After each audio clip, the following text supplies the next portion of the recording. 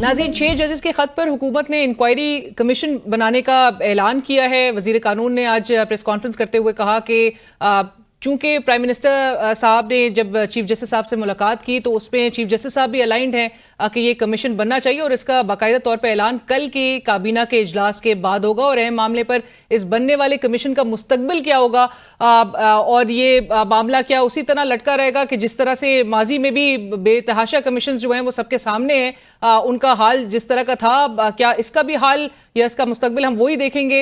हमें ज्वाइन कर रहे हैं सीनियर सहाफ़ी तज्ज़ियाकार आमिर इलियास राना साहब। आमिर साहब अस्सलाम वालेकुम, बहुत शुक्रिया हमें ज्वाइन करने के लिए।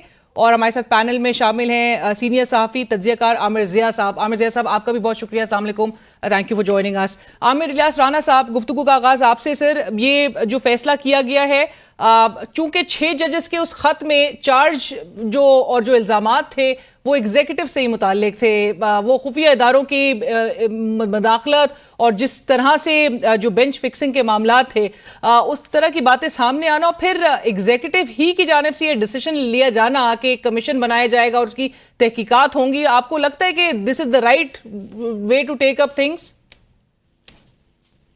देखें, 2-3 तरह की चीजें हैं कि ये सिर्फ ये नहीं है कि उन्होंने कमीशन बना देना है और बन जाना है। लॉ मिनिस्टर की ब्रीफिंग अगर सुने तो उसमें वाज़ेह तौर पे है कि ये सुप्रीम कोर्ट की जो फुल कोर्ट थी उनकी ख्वाहिश थी कि इस किस्म का कमीशन बनाया जाए, क्योंकि सुप्रीम जुडिशल काउंसिल जिसको ये खत लिखा गया उसके पास कोई आंसर नहीं है कि वो इन्वेस्टिगेशन करे। उन्हें जजेस के अपने कोड ऑफ कंडक्ट पे काम करना होता है, सुप्रीम जुडिशल काउंसिल। लिहाजा नंबर 1 तो उन्होंने बेस्ट काम ये किया कि तमाम जजेस को बिठा लिया और उन सबकी राय ली। जो मैंने प्रेस कॉन्फ्रेंस सुनी है उसमें समझ आई बात कि वो चीफ जस्टिस ने खुद ख्वाहिश जाहिर की और प्राइम मिनिस्टर फिर चले गए, मिल लिया और उन्होंने अनाउंस कर दिया, क्योंकि नासरुल मुल्क और तसद्दुक हुसैन जिलानी जो मेरे पास इतला है इन दोनों में से जो मान जाएंगे उनको इस कमीशन का सरबराह बना दिया जाएगा। कि सोचा ये जा रहा है कि मुतनाज़ा बिल्कुल कोई बंदा ना हो जो इसकी सरबराही करे। अच्छा, अब आप आ जाए एग्जीक्यूटिव ब्रांच पे और उस पे देखें 10 मई 2023 को इन 5 छठे जज जिनका नाम इस दफा नहीं है उन लोगों ने मियां गुल औरंगजेब का सिर्फ दस्तखत नहीं थे, नाम लिखा हुआ था और वो खत लिखा था उमर अता बंदयाल साहब को। मैंने अब तक चेक किया है जो आई है सामने, कोई चीज उस पर लिखी नहीं गई, वो अंडर दी कारपेट चली गई और फैसला नहीं किया गया। जिनके पास उस वक्त खत गया था और ना वो लीक हुआ ना कुछ हुआ, अब ये खत गया, पब्लिक भी हो गया और चीफ जस्टिस ऑफ पाकिस्तान ने फुल कोर्ट बुला ली। वो यही करना चाहिए था कि जी क्या वो 184(3) में ले लें और फिर वो जिसके ऊपर वो खुद फैसले आ रहे हैं कि भाई फिर रेमेडी नहीं रहती बंदे के पास। बिल्कुल सही है। मैं ये बात आमिर ज़िया साहब की तरफ भी लेके जाना चाहूंगी। आमिर ज़िया साहब, I want you to add your comments on that as well, but उससे पहले जहां पर और ये बात बिल्कुल दुरुस्त है, आमिर इलियास राना साहब जो कह रहे हैं कि आजम नज़ीर तारड़ साहब ने भी आज इस बात का जिक्र किया कि फुल कोर्ट इजलास में भी जजेस भी इस बात पर बहरहाल रजामंद थे कि हुकूमत ही इंक्वायरी करे, बट प्राइम मिनिस्टर साहब का चीफ जस्टिस साहब से मिलना उससे पहले आप नहीं समझते कि फुल कोर्ट इजलास कंक्लूड हो के उसका एलामिया सामने आ जाना चाहिए था, वो ज्यादा एक बेहतर इकदाम होता?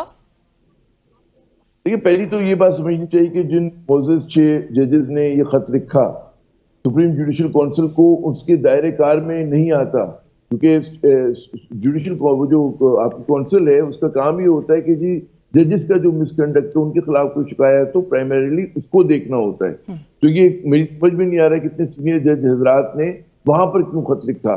अच्छा, दूसरी बात ये कि ये एक और सवाल ये निशान है कि जाहिर है कि एक साथ तो सब चीजें जो भी उन्होंने इल्जामात लगाए हैं वो इकट्ठे तो नहीं हो गए, और अगर इकट्ठे नहीं हुए तो क्या वजह थी कि इन जज हजरात ने जो है खुद तहकीकात, फर्ज करें कि किसी ने डराया धमकाया तो पहले इक़दाम ये होता है कि आप जाके जो थाना होता है मुतलका वहां पर आप कंप्लेन करते हैं, आप ये कहते हैं कि जी मेरे साथ ये हुआ, मेरे भाई के साथ, बहनोई के साथ, जो भी इल्जामात है और जो कुछ माजी के हैं कुछ ऐसे हैं, तो वहां पर भी एक चीजें हमें वाज़ेह नजर नहीं आ रही हैं। राइट, मैं है ना, बिल्कुल सही है। आमिर इलियास राना साहब, आमिर ज़िया साहब तो कह रहे हैं कि जी बिल्कुल TORs पे डिपेंड करता है, वो बुलवा भी सकेंगे जो रिटायर्ड जज इसकी सरबराही इस कमीशन की कर रहे होंगे। आमिर साहब, आप समझते हैं कि चाहे वो माजी का हमूद उर रहमान कमीशन हो, मेमो गेट कमीशन हो, कोयटा कमीशन हो, आर्मी पब्लिक स्कूल कमीशन हो, दीगर एक लंबी फहरिस्त है, इस कमीशन का मुस्तकबिल वो नहीं होगा? देखें, 2 चीजें हैं ये समझने की। आपने قاضی فائز عیسیٰ کا نام لیا, اعجاز الحسن صاحب کو بھی یہ لوگ جا کے ملے تھے, بتایا تھا. اور قاضی فائز عیسیٰ تو عمر عطا بندیال صاحب کے دور میں زیرو تھے, ان کو تو کوئی کیس ہی نہیں ملتا تھا, آپ کو پتا ہے. تو وہ کیا کر لیتے, جو بات کرنے کی تھی وہ یہ تھی کہ جو میں نے آپ سے کہی کہ عمر عطا کر نہیں سکتے تھے ویسے عامر الیاس رانا صاحب, ان کے نالج میں تو تھی بہرحال یہ باتیں, قطع کلامی کی معافی.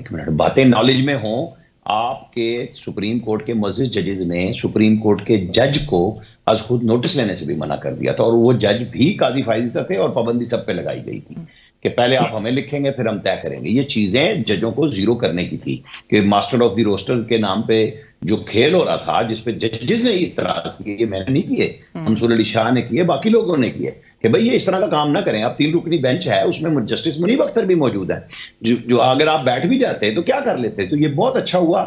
آپ مجھے بتائیں قاضی فائز عیسیٰ کو جب اپنا نام ان کا کیس آیا تو کن لوگوں کو انہوں نے اعتراض کیا کہ میرے بینیفیشری کون لوگ ہوں گے, اگر میں جج سے ہٹ جاتا ہوں تو ان لوگوں کو نہیں بیٹھنا چاہیے. کچھ رضاکارانہ گئے, کچھ پہ اعتراض آیا. آج دیکھ لیں کہ جب صدیقی صاحب کو ہٹایا گیا تو بینیفیشری تھے ترمین اللہ. اب عامر فاروق کے اوپر جب الزام آئے گا تو بینیفیشری کون ہے, محسن اختر کیانی, جو شکایت کنندہ بھی ہیں. سب سے پہلی بات یہ ہوگی کہ یہ ثابت کریں گے, کوئی ایویڈنس دیں گے تو اگلوں کو نوٹس ہوگا نا. ایسے نہیں ہے کہ آپ کے فیصلے بھی پھر آئیں گے سارے کے سارے کہ آپ نے مخصوص فیصلے کس کے حق میں کتنے دیے, کس کے خلاف دیے. آپ اب یہ ساری چیزیں آ جائیں گی کہ جی ججز کا کنڈکٹ انکوائری کمیشن میں, چونکہ وہ کہہ رہے ہیں ہمیں پریشر کیا, تو وہ پوچھا جائے گا کہ بتائیں آپ کس کس کیس میں پریشرائز ہوئے. آپ نے خود کو الگ کیا, آپ نے فائل پہ کیس پہ لکھا کہ مجھے یہ پریشر آیا, کیونکہ ہوتا ہی ہے نا کہ اگر آپ قانونی طور پہ کسی سرکاری افسر کی ACR بھی خراب کرنی ہو نا, تو آپ اس کے اوپر ریڈ دائرے لکھتے چلے جاتے ہیں کہ آپ کی املا ٹھیک نہیں, آپ کو ٹھیک لکھنا نہیں آتا, اور آپ ACR جب لکھتے ہیں تو پھر ہوتا ہے کہ جی میں پورا سال اس کو سمجھاتا رہا قانون کی نظر میں کہ میں نے یہ نشان دیے تھے. عامر الیاس رانا صاحب, آخر میں یہ ضرور بتائیے کہ ایک طرف مولانا فضل الرحمان بھی تحریک کا اعلان کر چکے ہیں, احتجاجی جو ان کی تحریک ہوگی 25 اپریل سے, اور دوسری طرف پاکستان تحریک انصاف بھی ہے. سو حکومت کے لیے آپ کو لگتا ہے کہ پریشرز اور زیادہ ماؤنٹ ہونا شروع ہو چکے ہیں, جہاں پر آپ کو معاشی چیلنجز کا سامنا ہے, جہاں پہ آپ کو سیکیورٹی چیلنج کا سامنا ہے, اور پھر اس قسم کی تحقیقات ہونا؟ اپوزیشن تو اس کا تو رائٹ ہے کہ وہ جو بھی سمجھتے ہیں, ان کو آزادی بھی ہے قانون میں, آئین میں, کہ وہ جلسے جلوس کریں, مظاہرے کریں, بات کریں. ایشو ہے حکومت کے لیے جو اصل وہ ہے معاشی, کہ جب مہنگائی ہونی ہے اور لوگوں کی توجہ پھر وہ اپوزیشن جماعتیں اسی لیے پلان کر رہی ہیں, ان کو کوئی وہ تو نہیں ہے کہ ان کو سمجھ نہیں آ رہی کہ IMF کے ساتھ جو نئی ڈیل ہونی ہے اور جو ڈیل ہو چکی ہوئی ہے, فائنل ڈھانچے ملنے جا رہا ہے, اس کے نتیجے میں کیا مہنگائی آنی ہے, وہ اس سے فائدہ اٹھانے چاہ رہے ہیں. کیونکہ اس پاکستان کے اندر مسئلہ یہی ہو گیا ہے کہ سب کو متنازع کر دو. فوجی اداروں کے اوپر عامر الیاس صاحب نے بالکل ٹھیک بات کی کہ کسی بھی طریقے سے ان کو گندا کرو, عدلیہ کو گندا کرو. اب آپ بتائیں کہ یہ جو 6 ججز نے کام شروع کیا ہے, ان سے سچی بات ہے کہ مجھے نہیں پتا کہ اس پہ کیا ہوگا.